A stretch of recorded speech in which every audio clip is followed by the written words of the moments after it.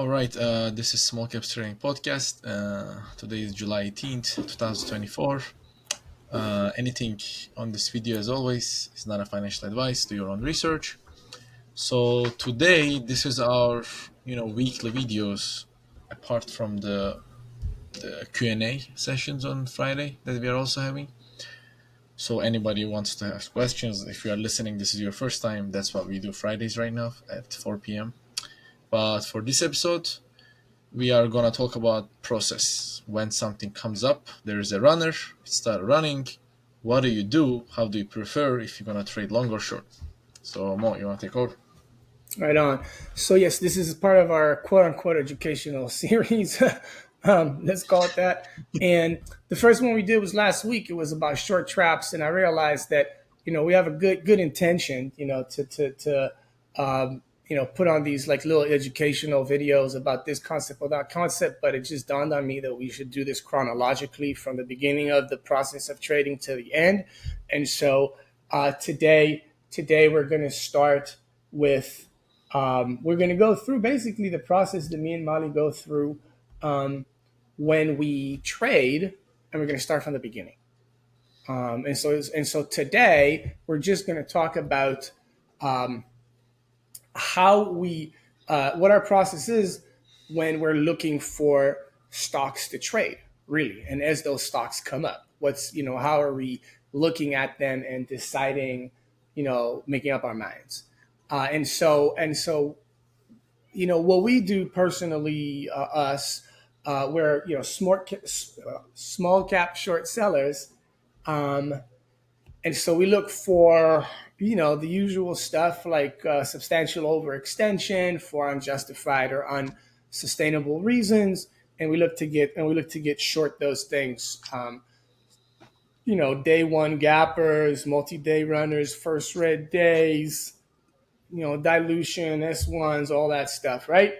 And so there's obviously a lot to talk about, but where it all begins is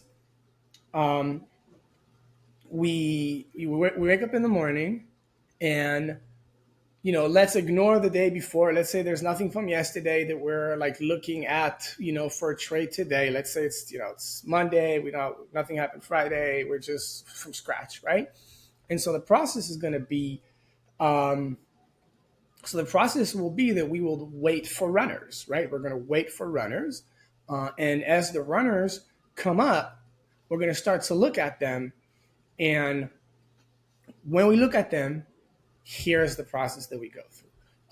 I used to, first of all, we take a look at, what kind of what's the sector, what's the float, what's the market cap, is there news or no news, is there a filing or no filing,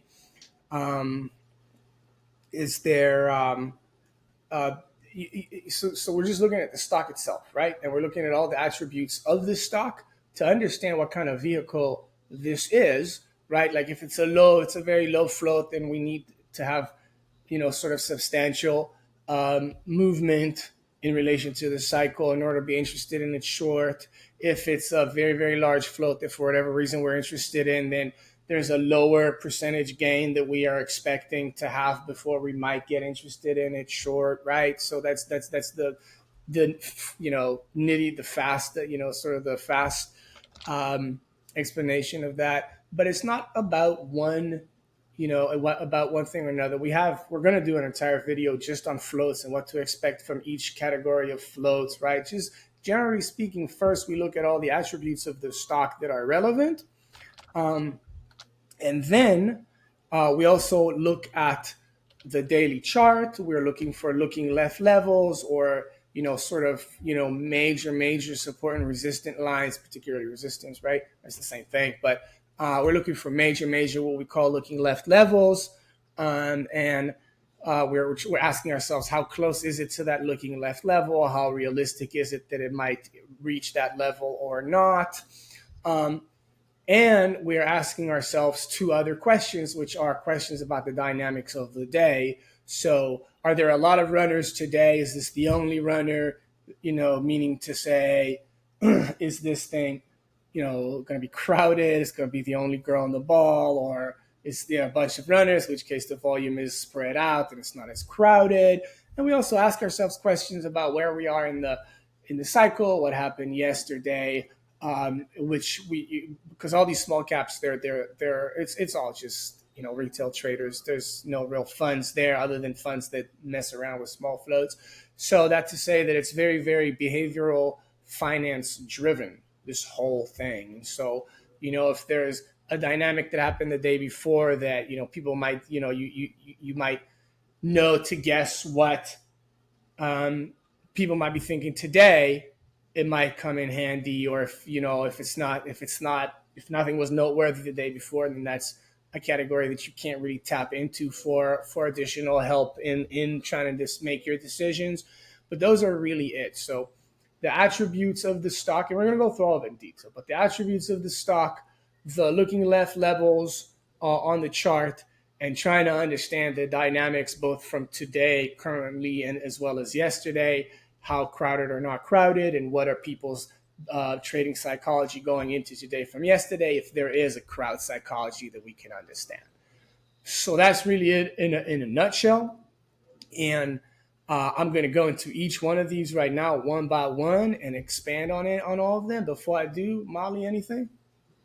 No, let's do it. I think um, when you listen, this the whole process thing is really there are steps you check on them, but it's really how can you put them all together. And really there is no, oh, just because of this, like the whole thing is puzzle, like we were discussing. There is no process that, okay, this is it, therefore I'm doing this. It's just a collection of information you are gathering in the process, and then you decide what you want to do. So just keep that in mind when you listen this the steps that we're going to go over about right now. Right. If I had to guess, if I understood you correctly, help me out here.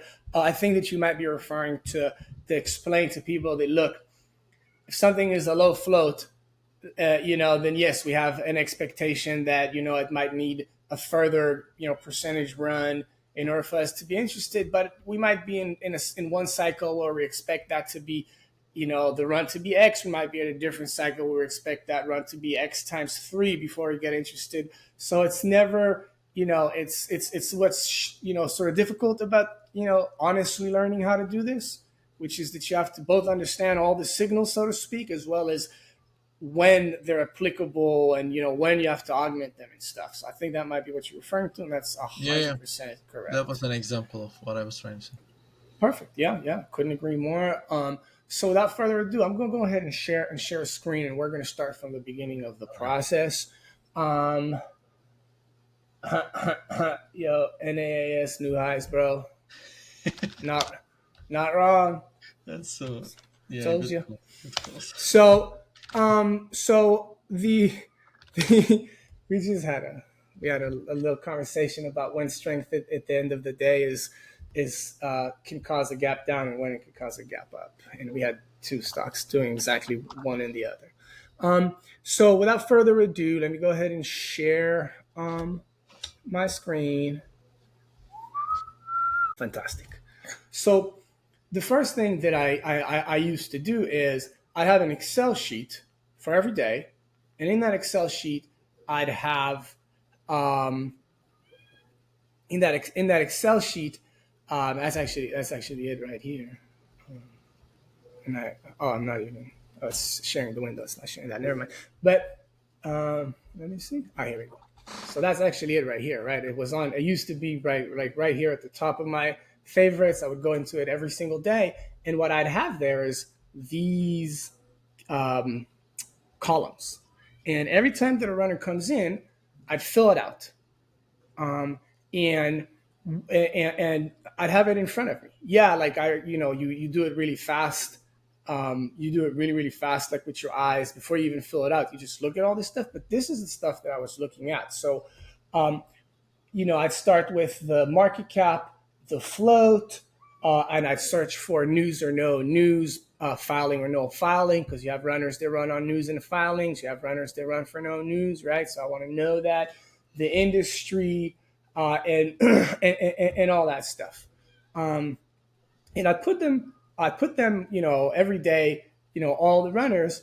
And what it does is that it shows me really what's going on today. No, having to like compute it in my mind. I could see if a day is busy or if a day is not busy, if there's a lot of runners, if there's a little bit of runners. I could see the theme, if there is a theme, if all the runners are like, pennies, we're in a penny theme, if all the runners are low floats, we're in a low float theme, etc. Right? So I have a snapshot of what's going on. And this is, you might have referred me, you might have heard me refer to the menu of trades that's offered to me every day, and I choose from the menu. This is the menu. I didn't create this website. Somebody else created this website. And they're doing a great job. It's just now I no longer really need my Excel sheet because somebody made this website and it's better. And so you see it's shorts.ltd. I recommend it. And so the first thing I do is I look at the, when a runner comes up, I really quickly, even if I don't fill it out in the sheet right away, which, I didn't necessarily used to do it right away because you're trying to react to what's going on potentially. But I mean, you don't have to now. The website is here and it populates automatically. And so, you're seeing what's going on, and normally, you'll have a few runners, and so the menu starts to appear in front of your eyes, whether you're using this website or whether you're putting it on an Excel sheet, or whether you're not doing either of them, but you're seeing the scanners and you're aware of what's going on, right? And so the menu of potential trades is right in front of you. Now, the first thing that me and Molly do is the first and potentially most important. There's really like two. We sort of have this two question process that we follow whenever we're looking for trades, and it's um, is it a short? Is it a short today? And so what we're looking is like, well, look, as the runners start to populate the list and they start to come up, we're looking for what we like to short. And like examples of what we might not want to short are, let's say a biotech comes up and it's got really good news and high institutional ownership, and you know, and it's all this good stuff. So we'll be like, nah, I want to short this, right? But vice versa, if you have a biotech that comes out and says, oh, uh, we, Phase one. initiated, right, we initiated a phase one, or good news in the mice, or stuff like that, and the thing rips 200%, then that is a potential short. And so we'll now take a look at everything else. We'll take a look at the float. We'll be like small float, big float. Big float with a big run, no high institutional ownership. All right, I'm interested. Same situation, but low float, high institutional ownership. I don't know about that one. I have to like see more, right? And that's stock by stock. But in addition to that, what the menu shows you is the crowdedness or lack of crowdedness um, in the crowdedness or lack of crowdedness in the entire day, because everyone's out there hunting for shorts. And when there's not a lot of runners and it's crowded, then you might want to pass or wait on a blow off or something, because everyone's going to be in the name and it's going to cause crowdedness. And if you have a day where there's a lot of runners, then that's a day where you can really sink your teeth into the short. And another way in which you use the list is you look and you say to yourself, okay, what are the potential good trades today? You might see there might be like 6 runners, and you might identify 3 as potential good shorts. Within those 3, you're looking for the most sort of odd one out that checks the best boxes for you. So typically speaking, we look for the highest float, the highest market cap of the available shorts that are good shorts. So it's not just that the highest market cap, highest float runner of the day is the short. Maybe, maybe not. But if we have, a high float, high market cap with great news and high institutional ownership, that's not necessarily a great short. But if you have a high float, high market cap, and no news, and it's a sympathy to something else, well, Now that might be the one that you're interested in. And so, um, and so that's really the first sort of step in the process is identifying the attributes of the particular stock that are important: float, market cap, IO, PR, no PR, etc., and seeing how where it fits into all the other action of the day, and and that gives you a gauge. In addition, another thing that I think this website does that's honestly way too helpful. So you'll see on sites out there that has a badge. I think that denotes that last year it was one of the top 10 or top 20 biggest diluters of the year. And because look, I'm just gonna say it. The biggest diluters, the absolute biggest diluters of any given year, they're short. They're short. When they run, they're short. It's obviously more complex than that, but I mean, I can pretty much say it as simple as that. And so, um, and so, when you see an ALLR, a site, all those ones, and they're running, that's you're zoning in on that. Like you see a top 10, top 20 diluter that's running, you're zoning in. You're looking for a reason. You're looking for an entry. Um, and so all of that, and so all of that is sort of the first step of the process. And so this is the menu, and we're looking for the odd one out in the menu, the one with the least amount of reason to be the highest up that it could possibly be, with the least amount of potential left tail risk. Talking about floats and shit like that, right? And the next thing that we do that I'm going to talk about, I realize there's actually another thing. There's a couple other things I didn't mention in the sort of exposition part, which is we're looking to see if it's algo or no algo, and I'll get into that in a second. But so so we got the menu. We understand more or less what we're looking for. What's next? The looking left levels, right? And so there's going to be a whole video on looking left and support and resistance lines, because there's some nuance there that I believe is worth talking about. But whoopsie daisies, sorry about that. But so let's see. Let's see. I'm going to scroll through today's runners, if you don't mind, and see if anything offered a looking left level that we might be able to look at. You mean from today or in general? Yeah, from today.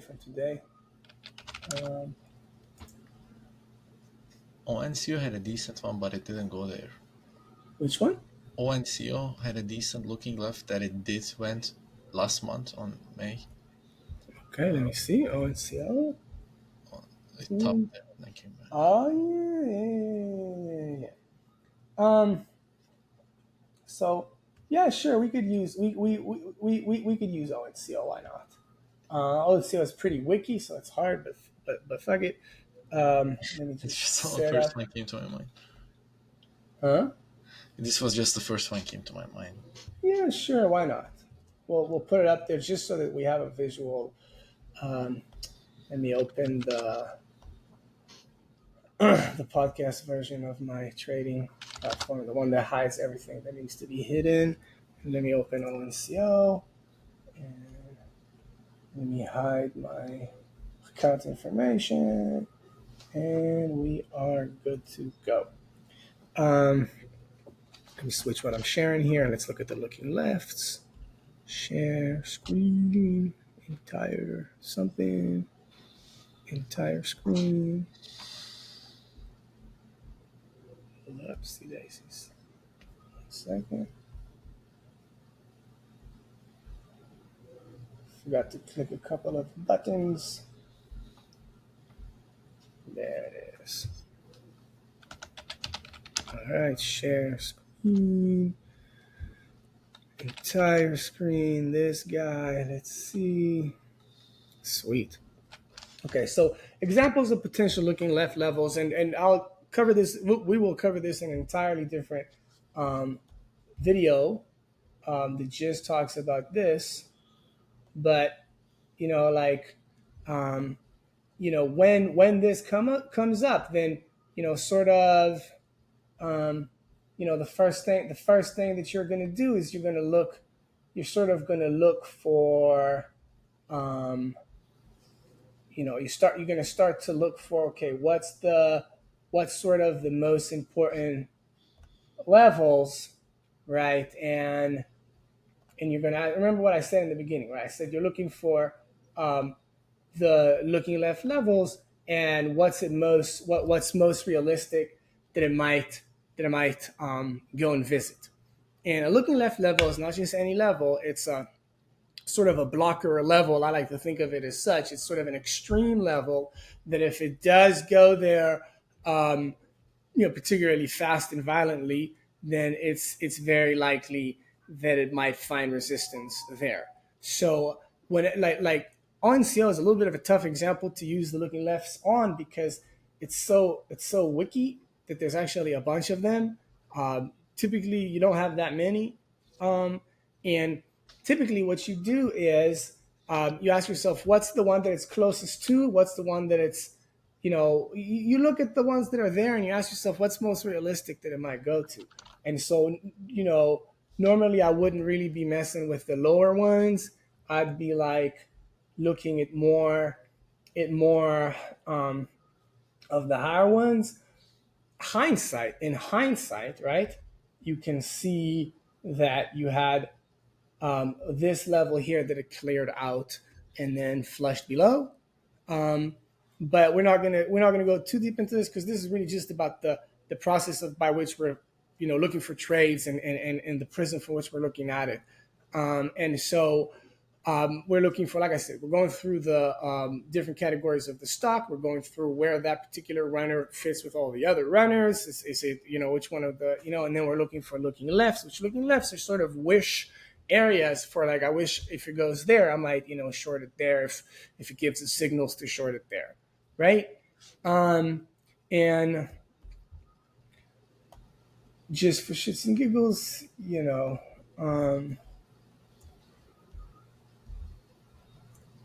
so, we can see, if you like, one of the most common great short trades is sort of failed breakouts.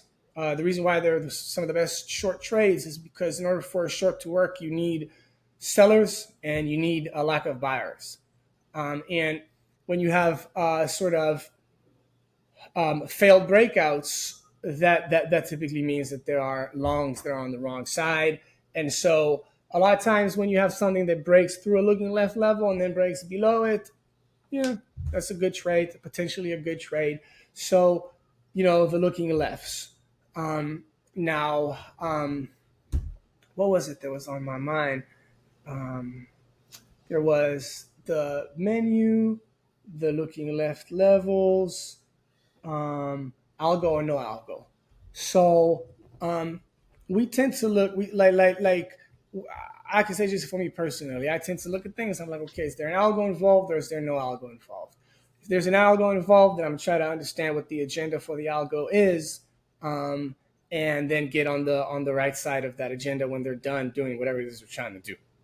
You know what I mean? If there's no algo, then I'm going to treat it as sort of a pure price action um, thing where I'm just going to trust the action and not look for like a secret, shakeout that might happen or clear out that might happen or trap that might happen, right? And that's not really really not hard to see. It's volume and volume profile and price behavior. So you can see that the volume was bananas and I don't want hotkeys. Bananas and sustain, right? So like if you take a look at this is sort of ridiculous, right? Like, I mean, come on. This is I mean, it's practically the same volume, bar after bar after bar after bar after bar, and it's very, very high volume, and it's nearly the exact same volume. So, like somebody was running, like a 4 million a minute, every single minute, and the rest of the volume is the retails, right? And so that's why the little variation, because the variation is us, but the constant is them. Um, and so you spot algo or no algo, and if it's no algo, then you just sort of trade price action in a classical way. Where you trust the price action. Do we have is it trending up, trending down? Is it double top? Clear out lower high, that sort of stuff. If it's algo, then we're looking for also those things, but a little bit, we're trying to figure out how much reverse psychology is involved here. What we really need to see. We need to see the algo like stop or fail is really ultimately what we're looking for, and algos are involved. Um, and then finally, and all of that is just the preamble to how we start to look at the stocks. After that, there's the execution part, which is a whole other conversation we're not going to get into today. Um, so that was sort of in a nutshell. Molly, thoughts, questions, things that I missed, things that you do that I don't. Uh, Not really. Well, pre-market. We didn't really say anything about pre-market process. Like for someone like as far as checking the runner, like it does. You tell me you sometimes like you are less aggressive on pre-market because sometimes like algos come pre-market if they come on open. Do you have an eye of anything regarding anything the pre-market, or it's just as far as the process? Um, I mean, I think that's more of a conversation for the execution part. But yeah, so in pre-market, you expect higher volatility, um, per volume traded, right? So if say a 1 million floater needs a million shares to move it 20% um, for a single 1 minute candle in pre-market, because of the lack of liquidity, um, that same 1 million floater can move 20% in a single candle off of 100,000 shares or less. So you just have to adjust the expected volatility to volume ratio in pre-market. I don't know if that was making something more complicated than I needed to. Let me say it another way. It takes less volume in pre-market to Yes. move something. It takes more volume in regular trading hours to move it, because sellers are there in pre-market, in regular trading hours. They're not really there in pre-market. So you can move things around more in the illiquid moment. And so that's certainly a dynamic to be aware of. But I think that the more important things to be aware of as far as pre-market is sort of how the game is played between pre-market and regular trading hours, which is that there's going to be two types of, really generally speaking, there's two types of moves that happen in pre-market. The one where they're, quote unquote, they are hitting, like, are pushing this in pre-market just because they want to take advantage of the illiquid time in pre-market, and they're going to, move it to wherever they want to move it, make their money, and then move on, right? And you could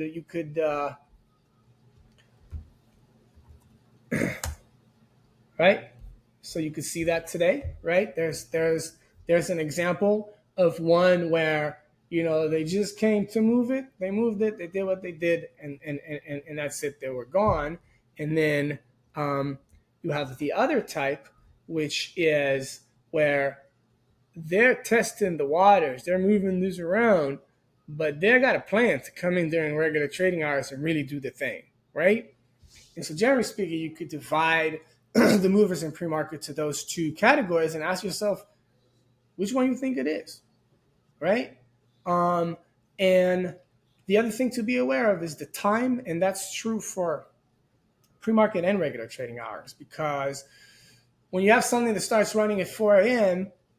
And sort of tops out at 5 6,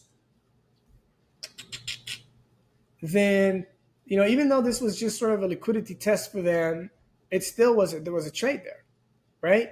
I mean, you don't know what's gonna happen in regular trading hours, but you know that if something runs, let me put it this way: shorts, they take a while to work. It needs time on their side in order for it to do the fade. So if you got a runner that's running substantially early in a session, whether it's a pre-market session or regular trading hours, then you're thinking to yourself, yeah, there's time for this to fade. There's a lot of time for this to fade. So given a topping pattern, I'm interested. Whereas if you have something that's running into the end of a session, um, sometimes you're thinking to yourself, look, I don't know what it's going to do, but I'm not going to stick around to find out. I'm not going to start my short at the end of a session. Um, Sometimes you do, right? Like there's the flip sides to everything. Sometimes end of day squeezes are great shorts, even though it's at the end of the regular trading hour session. Sometimes things run right into the open and they're great short there. So I mean, we're just going into generalities now, and so it's not really, I don't know how helpful that is, but generally speaking, just be aware of the time. If something is running early in a session, then there'll be time for mean reversion. If something is running late in the session, then maybe there's time for a mean reversion, maybe there isn't. And so that's really the two things that I'd keep in mind about the pre-market is the lack of liquidity, the two types of really runners generally that we have, which is hit and runs for the pre-market and liquidity checks and traps for the real regular trading hour session, and keep in mind the time cycles. Yeah, definitely. That's why I guess I was asking for the time, because I think your time is in your process too. When I was like, you don't want to, if you're putting a position at 926 and you're risking the 10-cent high of today, on that very high chance you will get that opening volatility and you might get, It'll stop out. get You'll chopped get up wicked out. Yeah. easily. But yeah, I think we're good now. Correct. And we might. I think we'll do one quick exercise because the other day there was a short that I took right at the end of pre-market, and so I want to go ahead and sort of go to that day, look at the menu, and see where it stacks up. Let me switch. What I'm sharing here real quickly, and share that. And I think that'd be a good practical way to actually look at the menu. Window, shorts. All right, so you don't happen to remember when was the day? I think I think it was Friday actually when I hit BDTX. So Friday would be DRX. Friday would be July 12th. So let's pull up July 12th. Um, Honestly, BDRX. Was it Friday? Let me find. That was on July 11th. So Okay. Day before that. Got you. Right. So, so you can see that, and if y'all pull up the chart, I'm not going to do it. I'm not going to go back and forth changing screens. But if you look at the pre-market action on BDRX on July 11th, you'll see that it ran really hard into open, and then pretty much topped right at the right between pre-market and open, like 9:29 a.m. It was at its highs, and I hit it then, which is technically at the end of a session going into the open. And like you said, it's sort of a dumb idea to do that most of the times because we're typically expecting high volatility at the open. So you're going to get short right into the open. There's really good chances that you'll see higher prices and you're going to be upset if you're short. But if you take a look at the menu, first of all, first thing that pops up is that badge, right? That badge as we spoke about, this is an absolute top diluter, right? Of all the thousands of small caps out there, this is one of the top diluters. So off the bat, you should be interested. And if we sort of um, uh, um, sort this by float, I said it's got a little bit of, it's not exactly. It's actually a little glitching over here, but you can see that for that day was nanocap day, right? Floats were zero point 0.3 million, 0.6 million, a bunch of sub 1 million floaters, some 1 million, 1.4, 2 million, 2 million. And what's the float for this guy? 10 million. So you're seeing an anomaly. You're seeing something that's the heaviest float of all of them and is one of the top diluters of all of the shit out there. And I think that news is, I don't know if that's related to that or not. That might be a glitch as well. I don't know. I have to check. But basically, you're seeing anomalies. You're seeing that all the runners are really, really small caps, really, really small floats, except for that one. And you're seeing that all of them are not top diluters, except for that one and BSFC as well. And so when you get sort of that sort of when the menu is sort of screaming at you and saying, "Look, I'm the odd one out. I'm the odd one out. Look at me." Then it's you can make exceptions. And so that's why that particular one I shorted it right before the open. And I think it's also a nice way to sort of illustrate how to use this. I think that's more or less it. Thoughts or questions? No, I think you explained it pretty okay. All right, all right. Today's Thursday. Tomorrow's Friday. Anybody wants to come on the Q&A session, ask questions, just vent, say hello. Tomorrow at 4 p.m. Actually, before we close out, I ask you sometime. You said for the process. I think this is important too, right? The the theme, or you said Theme. the behavioral finance of what other people are doing. So this Mm-hmm. is just a regular process, but if there's a theme, of course, you're doing something different, right? Like this is just a Yeah, regular. but there is a theme here today. Look at how many sub 1 million floaters went on that day. That was a clear theme, right? Okay. Yes. Yes. Yes. Like, how many days do you look and you see like one, two, three, four, five, six sub 1 million floaters, and a couple that were in the 1 million and change? That's a clear theme, bro. This is sick. What you, He just catches all the runners, and does that like a set requirement? How much they need to run in order to get into this I think list? I think 40. I think 40 is what he has it at. 40%. Yeah, this is Which is what I use. It's actually the exact number I also use to screen for runners. Um, but what was your question though about the behavioral finance and the theme though? like I remember one time there was a ticker running pre-market super strong, super strong, super strong, and then you were like, yeah, if it's running that strong pre-market, you will expect the opposite because everyone else is how scary it looks. It might just fade off open. So Right. and I see you do that a lot. Like based on how it is acting pre-market, your process always the opposite of contradictionary. What you always come into open in that way. Many I times, think yes. that was part of the process too, and maybe we did explain. I was just pointing it out that I think that was important part too. As a whole, that's a specific thing on its own. I'll touch on it because you brought it up and it is true. So I do have all sorts of sort of behavior profiles that I look for. That if it does that, then I'm interested. And one of those behavior profiles is for pre-market specifically, where if something runs tremendously in pre-market and runs non-stop explosively into 9:29 a.m., then I do tend to think that it topped out. Um, it's going to take a little bit of conversation to explain why that is. And I'm not talking about something that just ran a little bit. I'm talking about something that ran and ran and ran. And, like you can, what was it, LGVN pre-market? Did that was super crazy like that? Um, was it Yeah, yeah. LGVN, The one, the path right? parabolic. That like I mean in pre-market, it ran like crazy. It went from Um, two seventy to $7 nonstop. right? I'm talking about that day, that big day it had. Yeah. Um, Let me pull up the pre-market and see. I might as well just, yeah. So let's. You know what? I'm just going to share the screen really quick and just finish this thought. We're going to share it and see. Share screen, entire screen. This guy over here, right?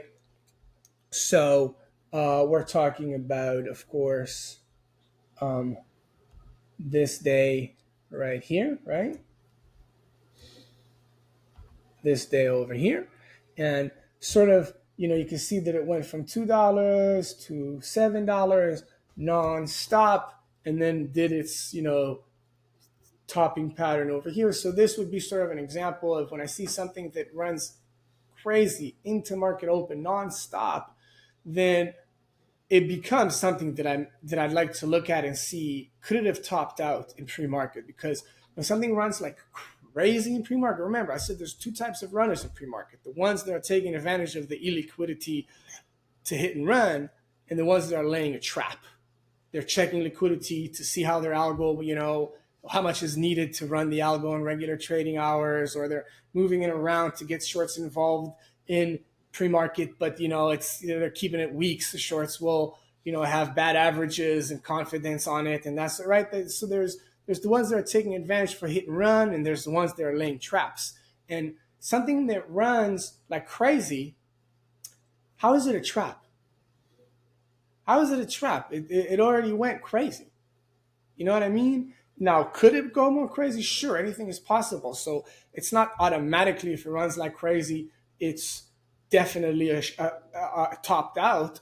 But it definitely makes me look at it to see if there are other boxes that are checking over there that make me think that. You know what I mean? Yeah. But anyway, I think that's good, and we're gonna go, week after week, we're gonna go to the next step in the process and the next step in the process, and try and like go through as many of them as we can. All right. Well, take care, everyone. Thanks for watching. Here's tomorrow.